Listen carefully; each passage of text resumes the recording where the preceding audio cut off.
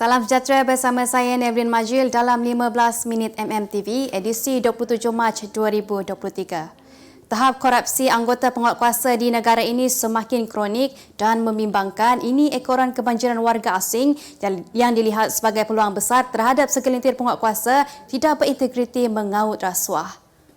Timbalan Ketua Pesuruhjaya Operasi Suruhanjaya Pencegahan Rasuah Malaysia SPRM Datuk Seri Ahmad Kushairi Yahya berkata, pendatang asing tanpa izin parti, pekerja dan pelajar asing di negara ini sering menjadi sasaran kepada penguatkuasa tidak kira sama ada mempunyai permit kerja, visa pelajar, apatah lagi berstatus parti. Katanya perkara ini berlaku dalam proses melibatkan pendatang asing termasuk permohonan kuota pekerja asing, rasuah untuk mengelakkan tindakan diambil, menyalahgunakan visa pelajar serta mempercepatkan proses kemasukan yang disedara hitam dan banyak lagi. Menurut Ahmad Kushairi, keadaan ini juga yang secara tidak langsung mewujudkan ruang dan peluang kepada anggota-anggota penguatkuasa untuk mengutip rasuah secara kecil-kecilan, bulanan maupun bersindiket. Jelasnya isu kebanjiran pendatang asing di negara ini tidak boleh dilihat sebagai perkara remeh kerana mendatangkan imej yang amat buruk kepada Malaysia.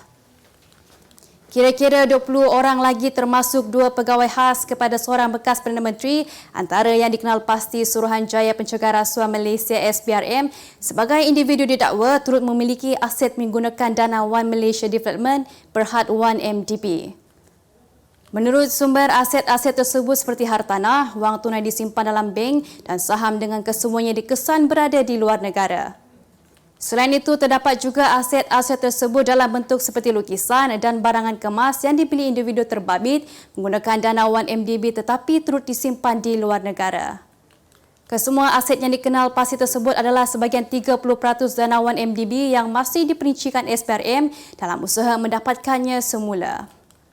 Kesemua aset berkenaan dipercaya berada di beberapa negara seperti Hong Kong, Perancis, Switzerland, Luxembourg, Singapura, Amerika Syarikat, Kuwait, Germany, Mauritius dan luar pesisir serta beberapa negara lain.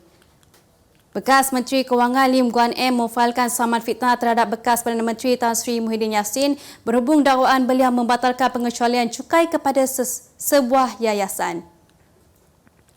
Pasukan Peguam Ahli Parlimen Bagan itu memfailkan writ saman berkenaan di Mahkamah Tinggi Kuala Lumpur hari ini.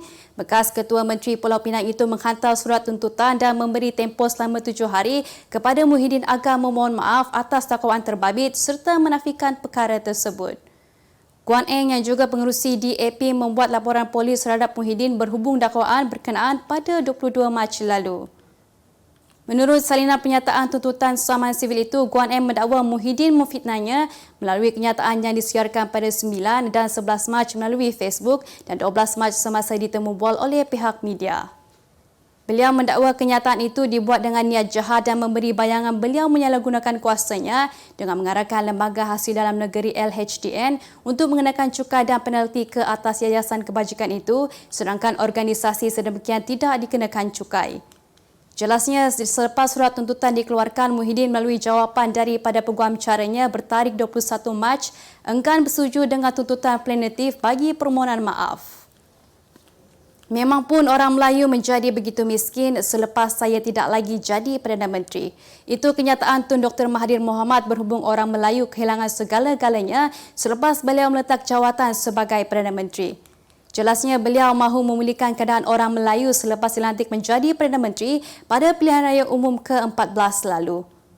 Dalam pada itu, Tun M menggesa Perdana Menteri Datuk Seri Anwar Ibrahim membuktikan dakwaan beliau menggunakan kedudukan untuk memulut kekayaan ketika berkuasa. Bekas ahli Parlimen Langkawi itu berkata membuat tuduhan adalah satu perkara mudah tetapi dakwaan yang tidak dibuktikan dengan jelas tidak boleh diterima sebagai benar dan merupakan suatu fitnah. Ketika berucap pada Kongres PKR minggu lalu, Anwar merujuk kepada seseorang berkuasa selama 22 tahun dan dicampur 22 bulan yang didakwa menggunakan kedudukannya untuk kekayaan dirinya dan keluarga. Walaupun Anwar tidak menyebut nama, beliau berkata pemimpin itu hanya merungut tentang orang Melayu kehilangan segala-galanya selepas tidak lagi berkuasa.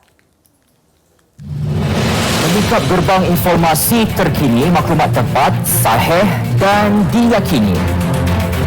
Kami sajikan berita dalam dan luar negara. Kupasan berita merempas dimensi tanpa sempadan. Bukan itu saja, berita eksklusif dan inklusif juga menjadi keutamaan kami. Kami gunakan suatu perspektif berbeza untuk membuka mata anda. Info tetap kami berikan tanpa perlu anda cari. Hanya terbaik buat anda. 5 hari seminggu setiap hari pada jam 6.45 petang. Tak perlu tunggu berita jam 8. Inilah saluran berita yang lebih pantas.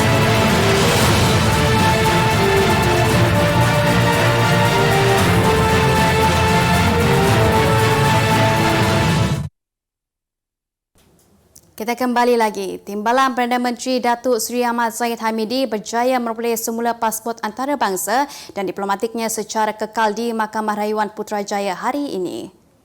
Keputusan sebulat sore itu dibuat panel 3 hakim yang dipengerusikan Hakim Datuk Hanifah Fakriullah selepas membenarkan permohonan Ahmad Zahid 70 tahun untuk mendapatkan semula kedua-dua dokumen perjalanan itu secara kekal. Dalam keputusannya, Hanifah berkata panel-panel berpuas hati bahawa permohonan yang dibuat Ahmad Zahid Hamidi mempunyai merit. Peguam Ahmad Zahid Datuk Hisham Teh Potik berkata jaminan RM2 juta yang dikenakan Mahkamah Tinggi sebelum ini dikekalkan. Ahli Parlimen Bagan Datuk itu memfailkan semakan di Mahkamah Rayuan terhadap keputusan Mahkamah Tinggi yang menolak permohonannya untuk mendapatkan pasport antarabangsa secara kekal bagi membolehkannya menjalankan tugas rasmi pada 13 Februari lalu.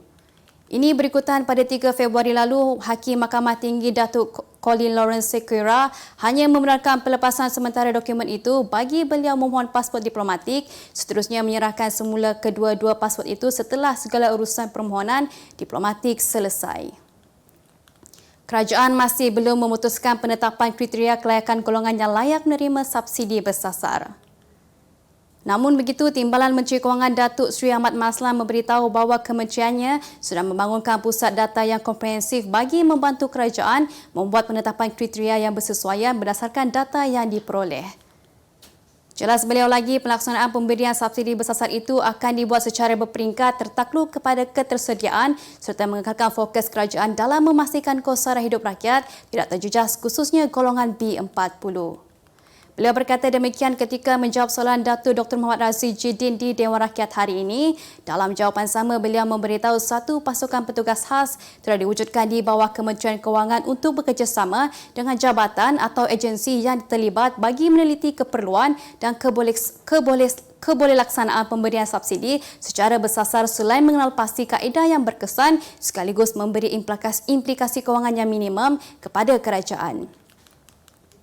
Kita beralih ke berita dunia. Bekas Presiden Amerika Syarikat AS Donald Trump mengadakan perhimpunan pertama di Waco, Texas sempena kempen pilihan raya presiden yang akan diadakan pada tahun depan. Dalam perhimpunan itu, Trump turut mengecam pendakwa raya yang menyesat berkenaan isu bayaran yang wang tutup mulut kepada pelakon filem Lucia pada 2016. Trump dikatakan membuka perhimpunan itu dengan memainkan lagu Justice for All yang menampilkan barisan kuai lelaki yang dipenjara kerana terlibat dalam pemberontakan 6 Januari 2021 di bangunan Kapitol Amerika Syarikat. Seorang peguam khas yang dilantik oleh Jabatan Kehakiman juga sudah menyiasat dakwaan mengenai Trump menyorok dokumen rahsia dan menjadi dalam membatalkan pilihan raya Presiden 2020. Trump mengisytiharkan bahawa musuhnya kini terdesak dan mereka melakukan segala yang boleh untuk menghancurkan semangat dan penyokongnya.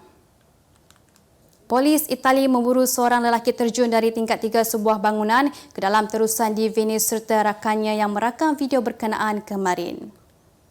Datuk Bandar Venice Luigi Brugnaro berkata beliau akan menyerahkan surat saman kepada lelaki itu atas tindakannya yang kini tular di laman media sosial. Dalam video tersebut mempamerkan seorang lelaki yang hanya memakai seluar pendek dilihat berdiri di atas bumbung sebuah bangunan 3 tingkat sebelum melompat masuk ke dalam sebuah terusan. Brugnaro berkata beliau telah mengarahkan anggota polis memeriksa keadaan bangunan itu bagi menentukan bagaimana lelaki berkenaan boleh memasuki bangunan kediaman peribadi tersebut serta memanjat ke atas bumbung. Pada masa sama, beliau turut menggesa orang ramai yang menonton video tersebut untuk mengenal pasti suspek berkenaan yang dirujuk sebagai pelancong. Kemas kini pengetahuan anda tentang isu ekonomi dan pasaran. merangkumi sektor hartanah, perniagaan, keuangan, komoditi, IKS, halal niaga dan dunia korporat.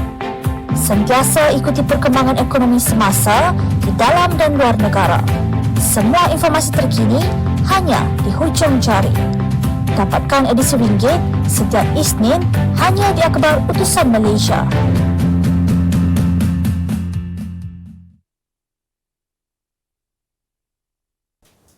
Kita ke berita ekonomi. Harga rumah mampu milik yang tinggi sehingga RM300,000 mendorong rakyat terutamanya golongan muda terpaksa mengetepikan impian untuk memiliki kediaman sendiri.